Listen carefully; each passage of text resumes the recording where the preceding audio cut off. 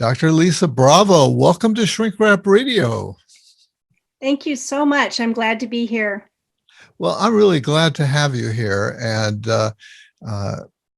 this is your first book by yourself. Yes, it is. And so I want to congratulate you. And the book is called The Bravo Effect: Strategies for Parenting Extreme Teens.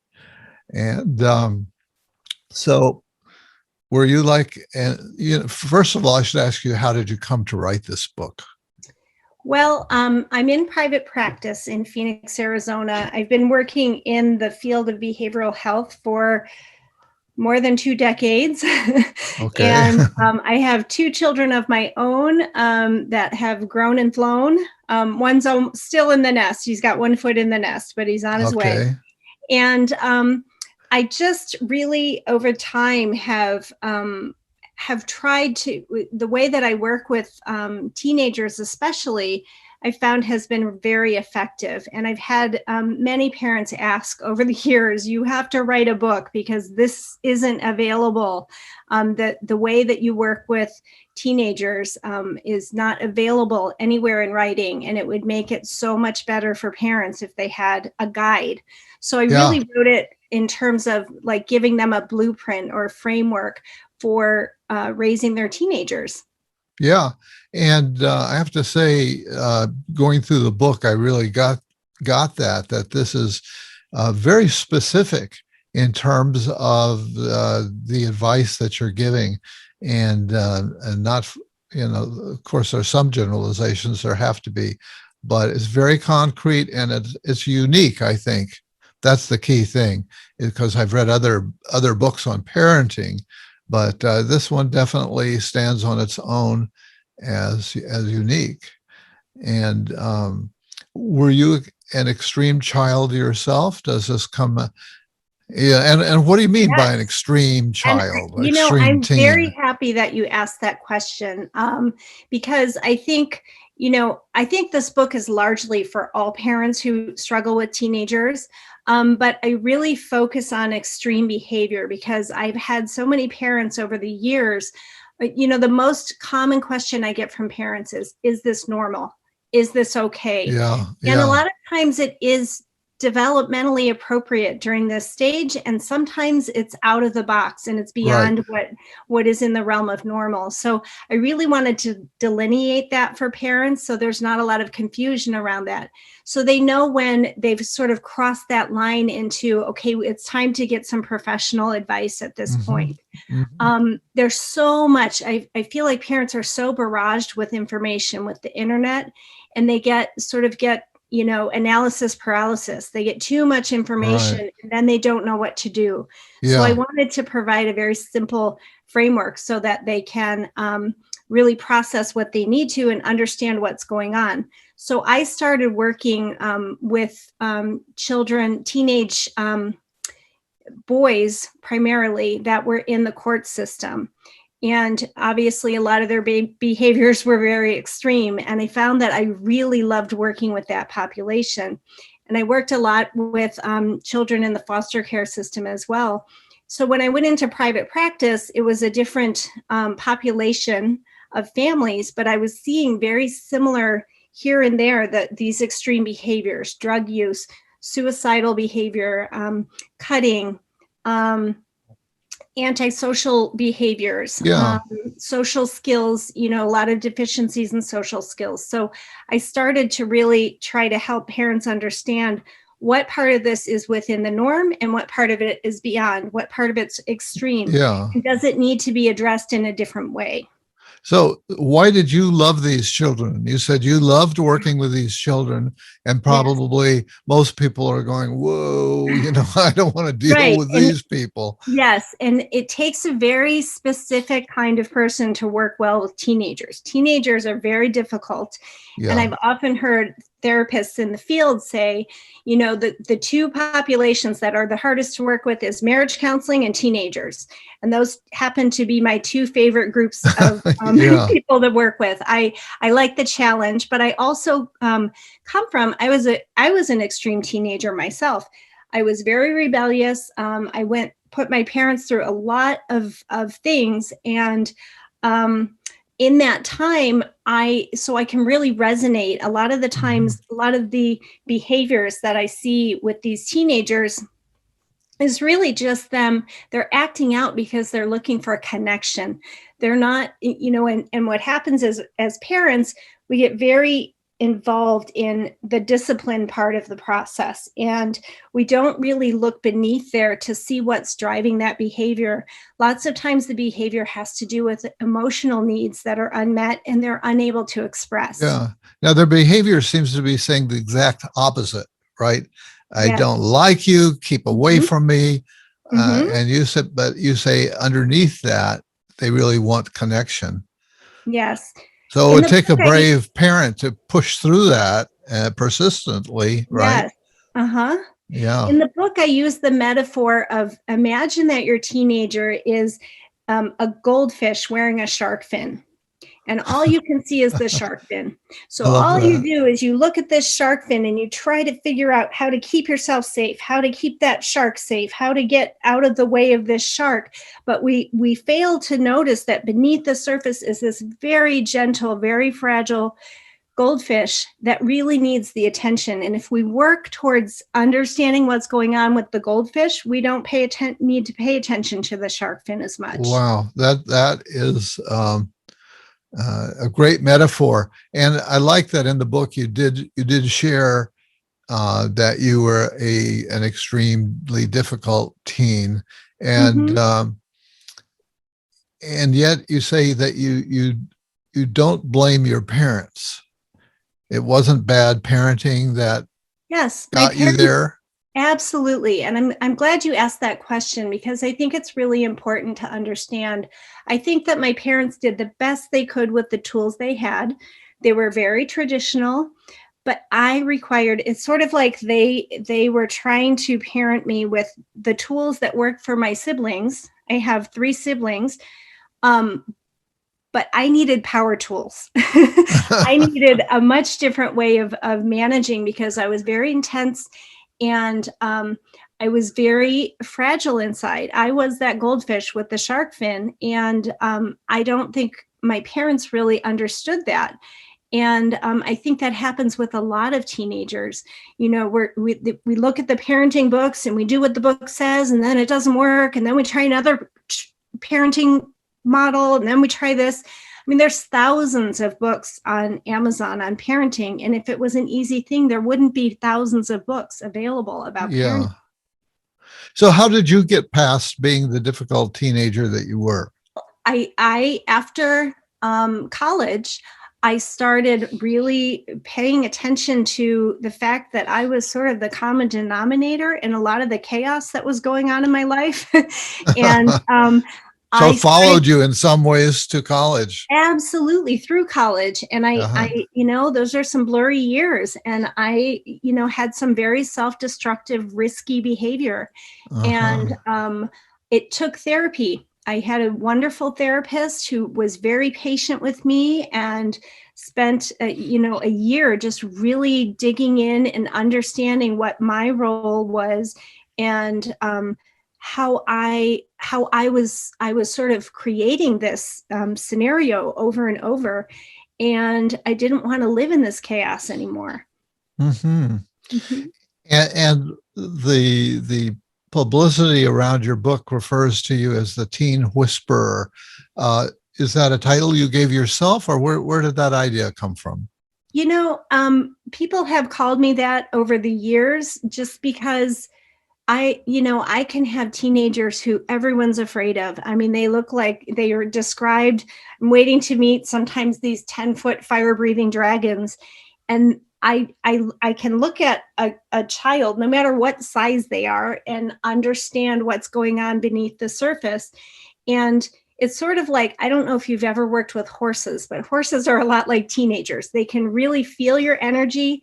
They can decide if they trust you. If they don't trust how they feel around you, they won't respond to you in the same way. And I think that teenagers are very similar to that. They don't care what I'm saying with my words. They care more about how I'm connecting with them. They care more about feeling understood and seen. and they feel more connected when they feel seen, loved, and heard. And that's really what I try to do when I work with them. The discipline comes after that. And that's what I tell parents. In this framework of the Bravo effect, the first piece of that is behavior, because that's what gets our attention as parents, right? Then after that, I have parents really look at the relationship, like what's going on between the two of you. What is your relationship as a parent with your child? What is your relationship with your co-parent? How are we all working together? And then attitude.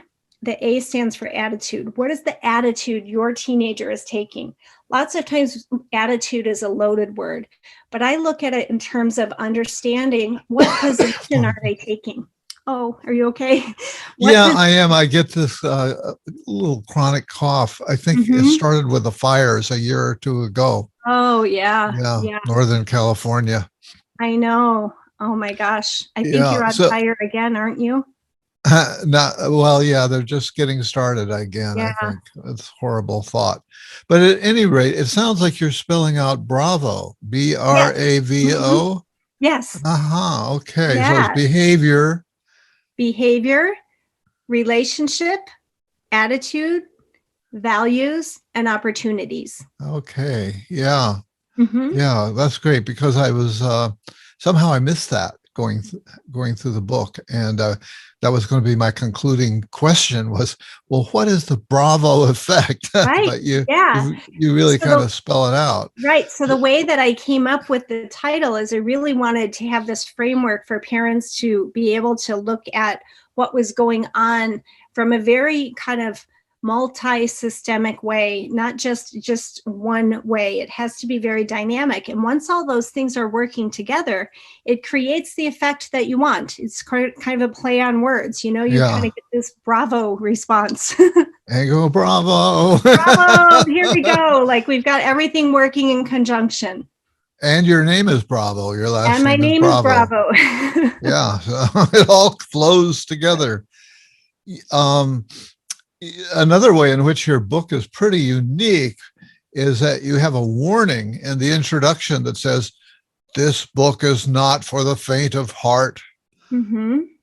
Yes. Don't go into this book unless you can handle what I'm going to tell you. Right.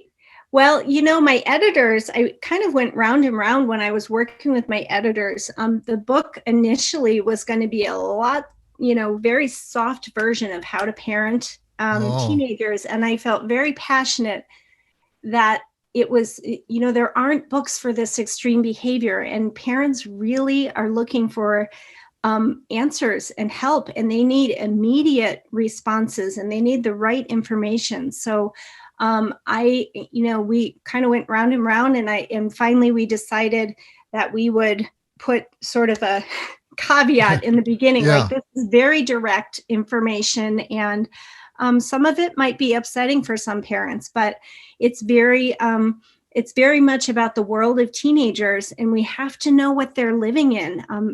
With the internet and everything that they're exposed to, these teenagers have so much they have to navigate, and we really have to have a full understanding of what that is in order to parent them. Yeah, one of the questions that came up for me, and I think your references to the internet maybe answer the question, which is sort of, well, what's going on? It wasn't always this way. It seems like there's a lot more, a much larger gulf between parents and kids than used to be. Well, and I think really, having all of these devices and electronics is really, we saw with the when the smartphones first came into being and teenagers started having them, that's when we started seeing increases in depression, anxiety, suicide, drug use, all of those things. And we know that there is, a physiological response that happens in the body. There's a change in the brain that happens every time they check their streaks on, or their numbers, or their this or their that. If they get enough likes, all of that, their lives have become about how many likes they get. The problem with having these social kind of organizations with teenagers is they're fleeting. they move a lot, they change a lot, and they're not really substantial relationships. So I've seen a lot of teenagers who are, they may have 1,000 friends online, but that they feel so lonely inside because they don't have connection, human connection with other teenagers. Yeah, I've got grandkids who are now entering into the teen range, and seeing that, and then amplified by a year of distancing, due to COVID. Right. Yes. I think the pandemic has compounded things exponentially. Yeah. One of two things have happened. Either families have kind of pulled together and have gotten a lot more cohesive, or families have gotten farther apart. We know that the suicide rates among teenagers has skyrocketed in the last year. The anxiety and depression rates have also skyrocketed, Wow. and we are attributing it to the pandemic. But also, I think part of it is it's really important for parents to understand that even if their children want these devices, what we are doing is we are literally, I always ask parents, before you make the decision to allow your tweenager, because the average age that children are getting smartphones right now is 9 years old. It used to be 16. So at 9 years old, you're giving your child this $1,000 device that literally gives them access to the entire world.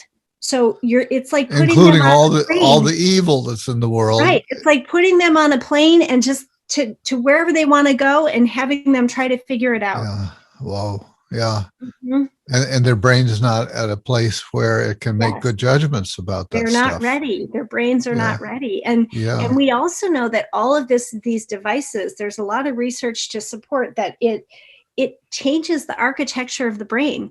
So it's really, we're very careful about giving, drugs to our children. People are very diligent about researching that, but devices also change the architecture of the brain. So it's really important to know what you're handing your child and to put those boundaries in place right away.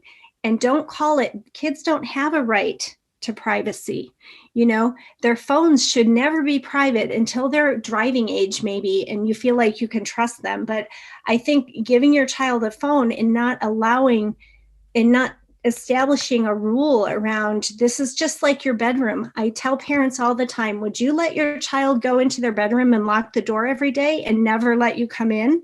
And you're hearing parties going on and you're hearing all kinds of things happening. Would you just go, okay, well, it's private. It's their private room.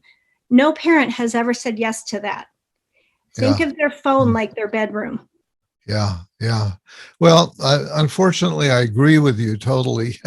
I say unfortunately because reflexively coming up when I came up, I was a big fan of technology and have been a techno lover to this day in many ways. But I've been forced to recognize the dark underside of all of this, that there's a real shadow side and that young people don't have the equipment yet cognitively to deal with it. So I agree that there have to be strict guidelines. But of course, there are a lot of parents out there that don't have those guidelines for themselves in many ways, right? So it almost demands more maturity of parents than many come equipped with. Well, and I think there's a lot of parents too that don't even really, they think their kids are just going to use it to text their friends and do this and that. But when they're alone with their device in their bedroom, there's a lot of things that they get. Kids are curious by nature, they're scientists.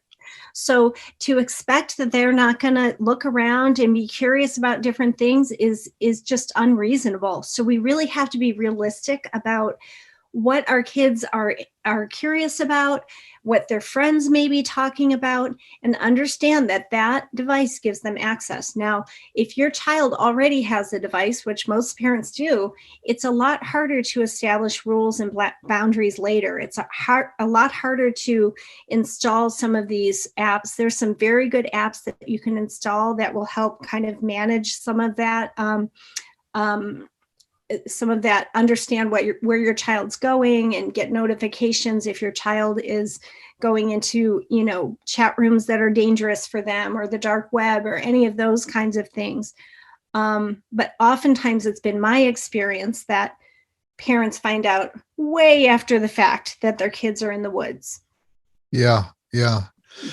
So not only do you have the guardian at the gate that you're giving this warning, about this book, there's also a carrot that you offer in relation to crisis.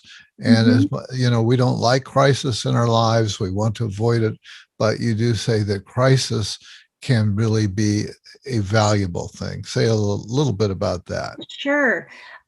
So I know in my field, most people end up on my doorstep when they're in crisis. They don't just Yeah. come in for family therapy when everything's going great.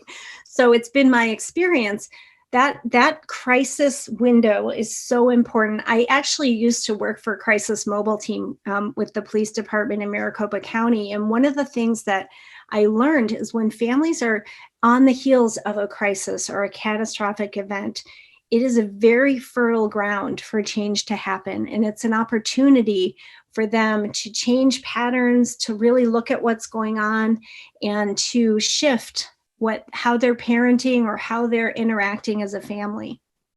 Yeah, yeah.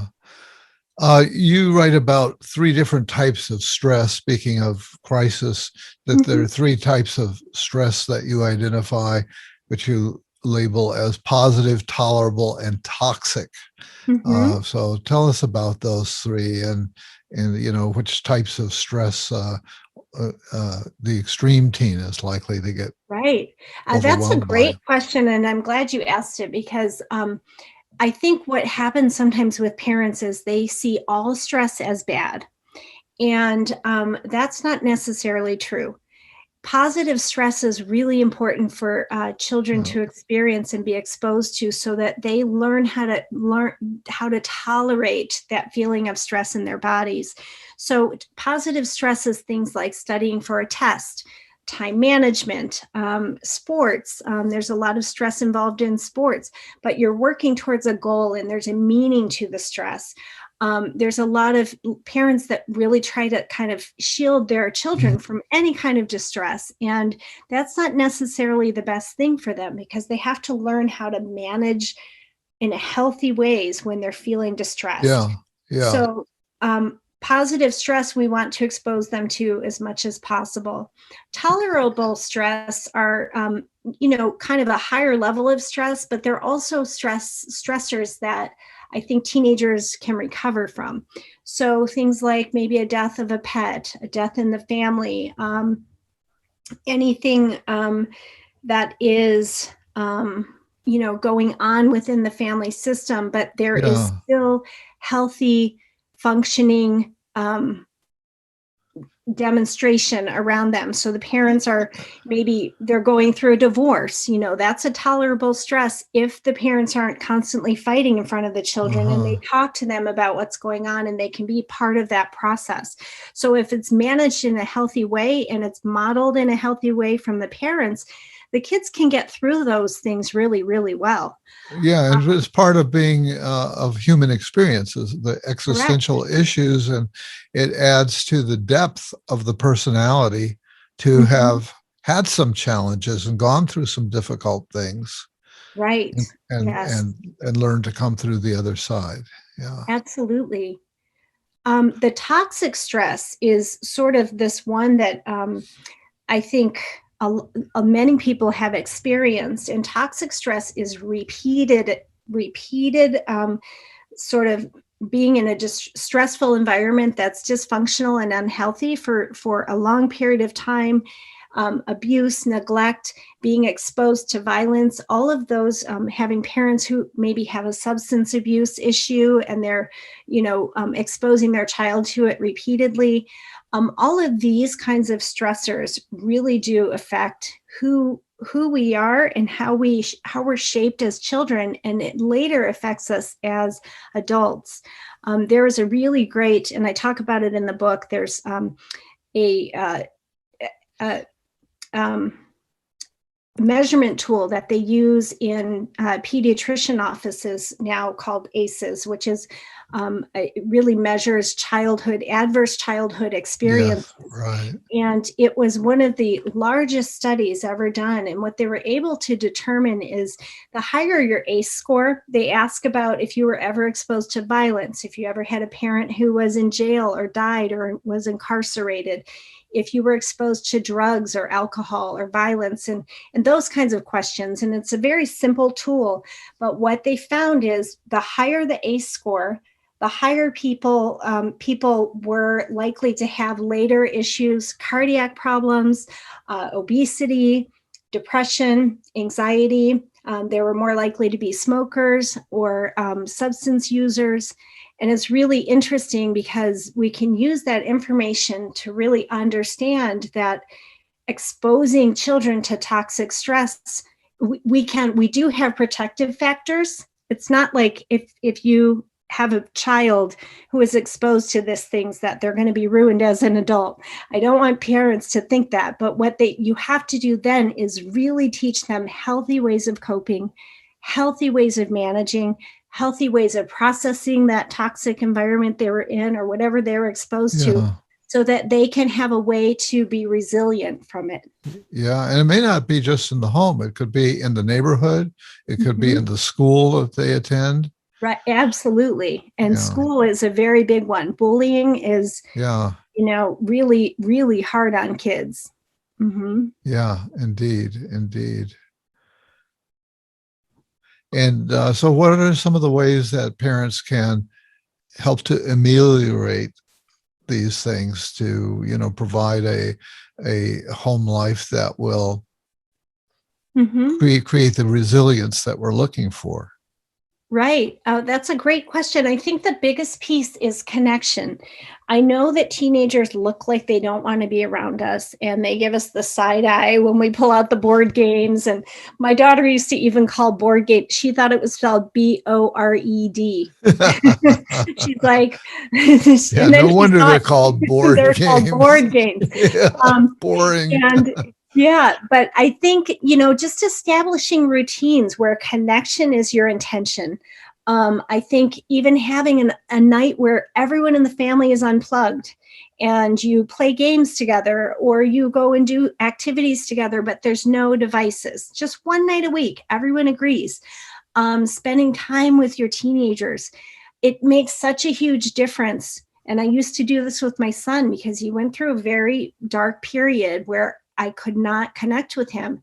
But I found if I would come into his room while he's playing his games, and by the way, I do not like video games, but that was his world. So I would just lay on his floor and watch him play and ask him questions about his game and his avatar and who's this, who are you playing with? I was in his world, and that made a world of difference in the way that he felt seen by me. I didn't say anything about his dirty socks on the floor. I didn't say anything about the dishes. This is not a time to give a lecture. It's a time to intentionally and purposefully connect with your child. That's a good story. Good tip. Yeah, one of my sons was, we were concerned he was just playing video games so much. It seemed to be his whole world. And yet he's come through it all, partly because of the girl that he met and later was able to marry. And he just turned his whole life around in terms of maintaining a loving relationship and now being a father himself. And his great affection to video games actually was a doorway into the world of technology, which has gotten integrated into his work. So it's not necessarily bad, particularly if there are these counterbalancing things in their lives. And the one that you just outlined for us, I think, was terrific. Of, I'm here, I'm watching this. Tell me about showing some interest. Because as an adult, there's no way you can play at their level. Absolutely. That's the other thing that's kind of, in a way, it's got two aspects potentially. I mean, the kid can discover competence, their own competence at an early age, and competence beyond that of the adults around them. which in a Mhm. way is a good thing if it's building up a sense of self-competence. But on the other hand, it can be a bad thing because then they want to tune out the adults and think they don't know anything. Right, right. But I also have found, like, when I ask for help on my computer doing something, Uh, that was a way that my son could feel like he was, like, showing me how to do something. He was in yeah, control of the process. And I think it was yeah, really a good way to connect with him. But I think the biggest thing is with parents, we have such busy lives, and we really have to intentionally stop and be with them and be present with them. I think parents are so busy and they've got so many hats that they wear.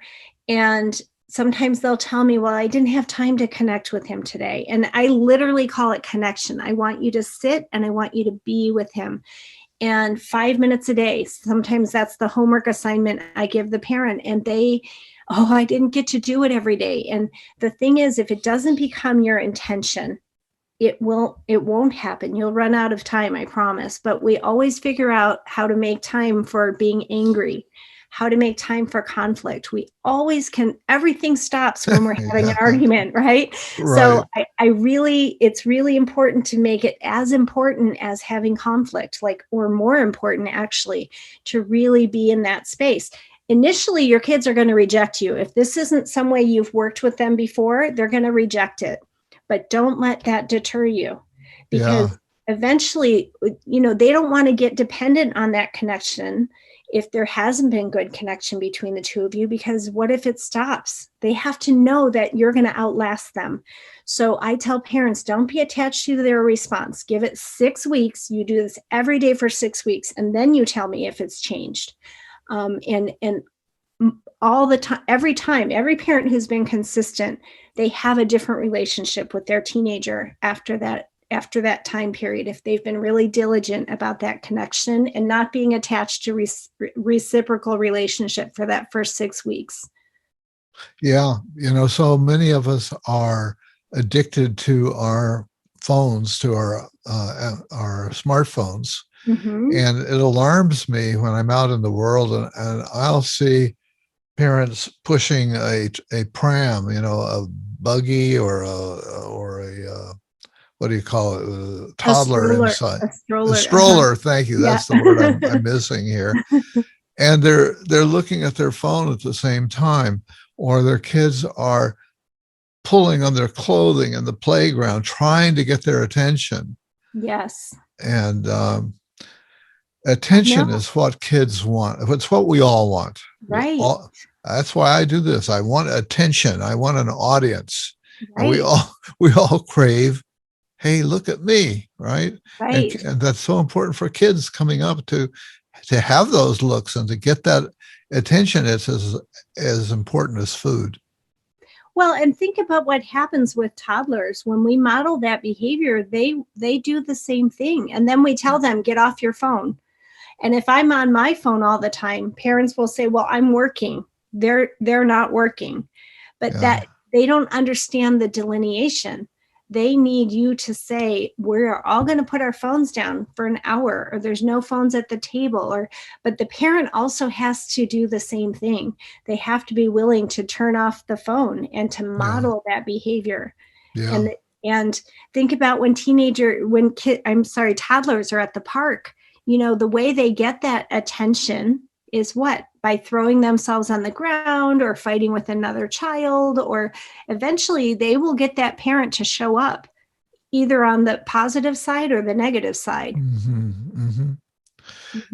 Mhm. You mentioned that a lot of time parents are wondering or asking you, is my child normal? Does my child have problems? And you've got a chapter or more in the book about sort of normal teen development.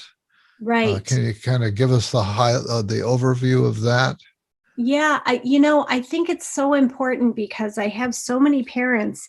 Sometimes I'm their first stop, and it really is concerning to me that they don't think about child development. We have so much information about mental health, and their parents are very diligent and they're trying to educate themselves, and they get a lot of information about parenting from a mental health perspective.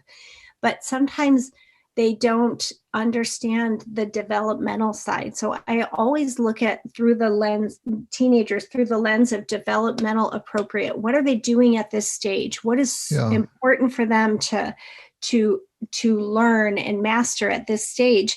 And a lot of behavior that parents will come to me with concerns, a lot of it's developmentally appropriate, being angsty, being moody, having weird sleep patterns, having weird, changes in their food, all of a sudden, things like that. That all happens with all of the hormones coming into their body.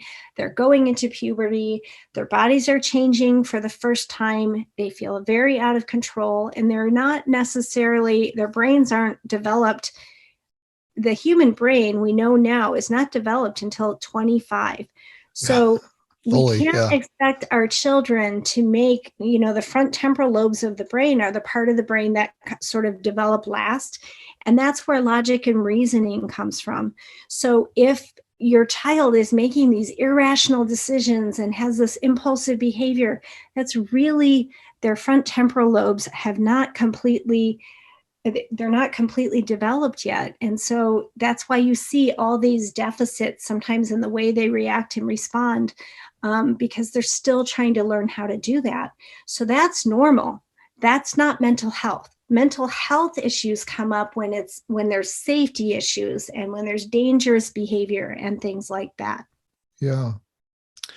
So a major topic is addiction, and you discuss that in the book. And that's pretty heavy duty, and drugs, really, really dangerous drugs, are more and more available in our society. So how do parents deal with the issues around teen addiction to steer their teens away from it to begin with? But what if you have a teen who's already addicted?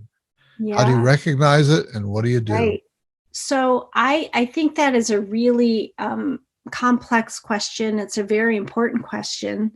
I don't know how many parents of teenagers are aware, but I mean, there are kids who get drugs delivered to their front door on Snapchat. I mean, guns get delivered to their front door on Snapchat. The drug dealers are using these apps, Snapchat, WhatsApp, these ones that are anonymous, where they don't, you can't see what they're writing.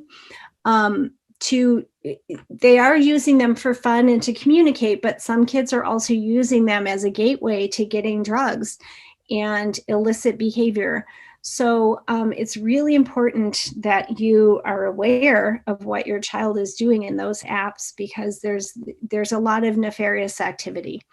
What I would say about if you think your child is using drugs, well, first of all, prevention is a very big piece, but I know some very loving, very connected parents who have children who have fallen prey to drug addiction. So it's not just parenting. There's a lot of other factors that play into it. And, what their peer groups are like. Do they belong? Where do they belong? All of those things play into whether a child is going to make that decision or not. So what I would say is that the most important, I guess, preventative factor for parents is to talk to your kids about drugs. From the time I've talked to my kids about drugs and alcohol since they were 4 or 5 years old. I started very early so that they understand, not from a fear place, but like, so this is what some people do sometimes, and then this is maybe what happens, or, to have it be an open discussion, not a taboo discussion, because I think if kids can ask about things as they come up and they feel like they have an open dialogue with you, they can ask you anything, they're more willing to talk to you about it, and they're more likely to talk about it. Now, if they're already in the throes of an addiction, it is very important that you understand what they're addicted to. There are some very, very dangerous drugs that are unfortunately very easy to get. In Arizona, they have legalized marijuana. So we're legal at age 21, but there's a lot more availability to kids, and it's a lot easier to hide. So what I tell parents is really from the beginning when they start to drive. So in Arizona, you can get your learner's permit when you're 15 and a half. So I have them lay the groundwork right when high school starts about driving. So one of the ways that you get to drive is getting up on time with your own alarm clock, getting dressed and ready so you don't have to rush. So we start working on that when they're 14. And this is the carrot at the end of that stick is driving, right? But the other thing that I think is very important, I am a licensed substance abuse counselor as well, is that they should drug test. And the reason that I say that, not because they think their kids are on drugs, but the way I have parents understand it is it's sort of like if you're going to give them your car, think about it like your company car.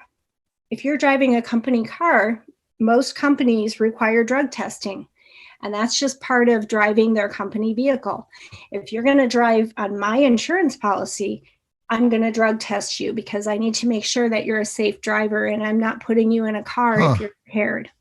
And if you start early and you just set that as that's just part of the expectation, I'm not going to wait to bust you. It's a way that I'm going to build trust with you. And with my teenagers who have been using drugs, when they get clean, one of the things that I ask of them is that they allow parents to continue to drug test them, because each time they have a clean test, they're building trust with their parent. And sometimes they have to start there. How does a parent get their kid drug tested? This is new to me. I mean, that's to me my first reaction, thinking of my own kids, and we're fortunately out of the house now, the adults, successful adults, but now we've got the grandkids. Right. That sounds pretty heavy duty. Well, here's the thing. You can buy them on in bulk on Amazon, and they're usually, I mean, they've gotten so inexpensive. They're like $3 a piece. And it's, if it's just a safety net. It also helps children, especially teenagers. And I've told my own children, and this is how I talk to parents about it. It gives kids a way out. So if you're sitting at a bonfire and everyone's passing a joint around, I can say, you know what? My mom is crazy. She drug tests me. I can't do that or I'll lose the car. It gives them an out, and it gives them a reason that they can say no. Yeah. And so these are urine tests, I guess. Is that right? Well, they have urine tests, but they also have saliva tests. Oh, really? So you just chew on this little sponge and then you put it in the thing, and it will tell you if there's those are a little less THC primarily is what you test for with those, but you can there's also some panel tests that will that you can use saliva for. Yeah. But I also so here's my tricky teenagers. They will put whatever they can in that test if they're dirty to put in the urine. So what I tell parents is if they have an inconclusive test, that's automatically negative. Inconclusive test would mean that there's some substance in there besides urine. And the test will say it's inconclusive. So if kids are putting toilet water in there, you can detect it. They've gotten very good.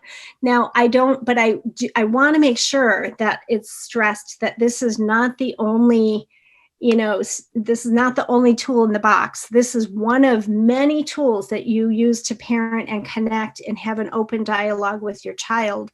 And drug testing is just one of the tools. It's not like the only thing that you're going to do, because if you only do that, you're going to get rebellion. Right. Mm-hmm. Yeah. So it gives me some things to think about here. A lot to think about. Yeah. Yeah. I'm glad I'm further along in the maturity game to not have to deal with all of this stuff in today's world, where there are criminal elements that are that are figuring out how to get around us, how to get around us, how to get our money, how to Right. It's just such a challenging world that we live in now. Well, and that's why it's so important to teach our kids like how to manage those things, because Yeah. if we don't talk to them about it, their teacher becomes the internet. Yes. Yes. And Yes. I don't want the internet to parent my children. Right. So, what have we not touched on here that you really want to have people know? I think, my favorite chapter in the book, but I think it may be the shortest chapter, is the end, the part about opportunity. Uh-huh. I wouldn't say I'm like this positive person all the time, but I believe that every situation that you are exposed to with your child or your teenager, there, if it's a negative experience, there's always an opportunity. So if parents can just take a breath and wait and just decide, okay, what's the opportunity here? You know, their behavior is sometimes shocking. Their behavior sometimes breaks our hearts. Their behavior makes us angry. But if we can be really aware of what's going on inside of ourselves and put that to the side and really deal with what's going on with that teenager, and we can find the opportunity in the moment, it might be the pivot point that changes their life. Can you give an example of a conversation like that where, Yes. you know, Actually, I'll tell you a just story that I share in the book about my son, with his permission, of course. This kid, he gave me, I'm like, are you sure you want me? Am I allowed to tell this story? So, Christopher was my kiddo that really, I learned a lot about myself and about parenting from him. He taught me so much. Um, and there was a point when he was a teenager, and I was there, and I was asking him, to go do his laundry, go get your laundry. Oh, I was pulling the laundry upstairs, and I said, put your laundry away. And he's, playing his video games and ignoring me. And I said, Christopher, do it right now. Come here right now. I made him come out of his room, come to the steps. We are toe to toe in this moment. And I find it's one of those moments. I don't know if this has happened to you, but when you all of a sudden realize your child is taller than you, like just happened overnight. And I'm looking up at actually, him, yes, I've and had that I'm experience. thinking, yeah. And I'm thinking, wow, he is just enormous. Like, he's so tall. So he's standing there and he's fuming. His nostrils are flaring. He's got his fists in the air. He's mad. He is going to fight me. And we're standing in the second floor of my house, and we're like next to this railing. And I thought, this kid could throw me right over with one arm. He was a hockey player. He's 6'3". I'm a big Ooh, kid. And yeah. he's looking at me, and I was thinking, first of all, I thought, I'm so glad I never spanked you when you were a child, because right now would be a perfect time for you to use violence with me, as a way to get me in control. Yeah. I was out of control. I realized that. I was yelling and screaming, and I said, right now, because I said so. And so we're toe to toe looking at each other. And I had to decide, what am I going to do next? Where's the opportunity? Right. And I looked at him, and I just started laughing. And he looked at me, and he was like, what? And I'm like, nothing, nothing, nothing. And I just start laughing, because I'm thinking, this kid, I mean, he's so big and he could just throw me over. And he looks at me, and I said, I moved back, and I said, I'm really glad I never spanked you when you were young, because I know, could take me with one arm and throw me right over this railing. That's what I was just thinking. And I'm still laughing. And I can see him just relaxing, and his shoulders are coming back down, and he's, getting out of that limbic state, that fight or flee state that kids get into so easily when they're that age. And he's breathing. And as I'm breathing, he's breathing. I never tell kids to breathe when I work with them. I just start breathing deeply and purposefully, and then they start doing it. So that's another little trick that I've learned along Uh-huh. the way. And Uh-huh. I start breathing. He starts calming down and relaxing and breathing. He's following my cues non-verbally. And I said to him, you know what, Christopher? I need to apologize to you, because you were busy and I did not respect what you were doing. I wasn't respectful, and I was being irresponsible with my authority. And I really, really want to apologize to you, because that is not the way that I want to parent you. And I would like to move forward. And when you're ready to put this laundry away, I would love for you to do it. And he was like, oh, I'll do it right now, Mom. And that was it. That was the end of the story, because I took pause and I said, I have to take responsibility for how I just handled this. And the moment I stepped back and did that, he was ready to do whatever I wanted, because I was treating him with respect. I wasn't using my authority or my power inappropriately, and I took responsibility. So there was the opportunity there for me to, first of all, tell him, I know I'm not perfect as your mother. Second of all, to model for him what it looks like when a person takes responsibility. And number 3, how to de-escalate when you're ready to throw someone over a banister. You learned all of those things in that moment. And you learned, right?